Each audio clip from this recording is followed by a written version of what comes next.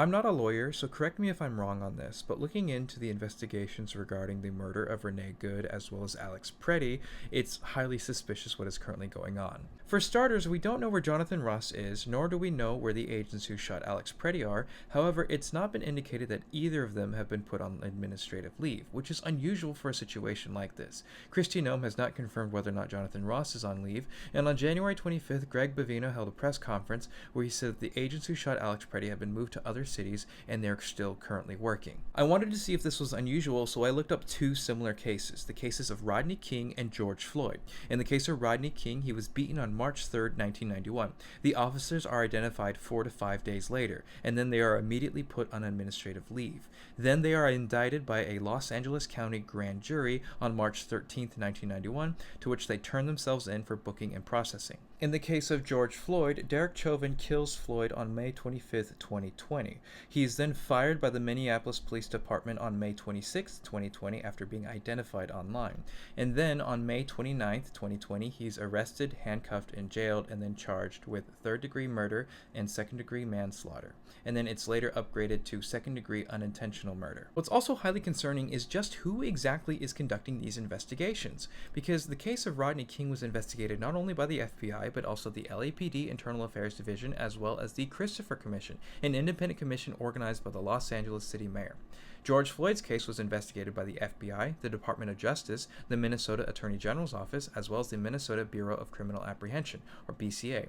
The same cannot be said for the killing of Renee Good and Alex Pretti.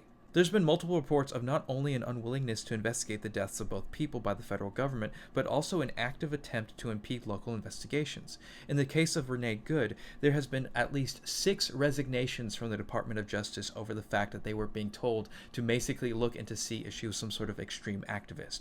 There's at least one FBI agent who resigned because she was told to not question ICE officer Jonathan Ross, who shot Renee Good. As for the death of Alex Pretti, DHS officials blocked the BCA from accessing the crime scene, and there was multiple attempts to prevent them having access to the evidence. There's also the fact that the Homeland Security's Investigations, or HSI, is supposed to investigate the death, not the FBI, which is again not usual. And remember that while this is all happening, you still have people like live animal subject ballistics evaluation expert Kristi Noem, as well as spray-on hair enthusiast Stephen Miller, already labeling people like Alex Pretti as a domestic terrorist or assassin, despite the fact that we still have an undergoing investigation. We have video evidence that Alex Pretti was recording with his cell phone when he was pepper sprayed by ICE agents and then pinned down and then shot. He did not draw his weapon upon ICE agents, and it's being framed as if he did, when that is simply not true. He is not an assassin for practicing his concealed carry Second Amendment rights. But we don't exactly know where the shooters are. We don't exactly know who the shooters of Alex Pretti are.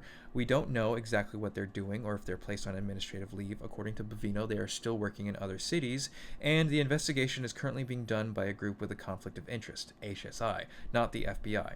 This is all highly suspicious. This indicates that they're going to try to cover this up and protect the optics of the presidential administration. Now, if a federal agency that is supposed to work for the American people refuses to be held accountable by the American people, then what good is it? What purpose does it actually serve? Why is it still in operation?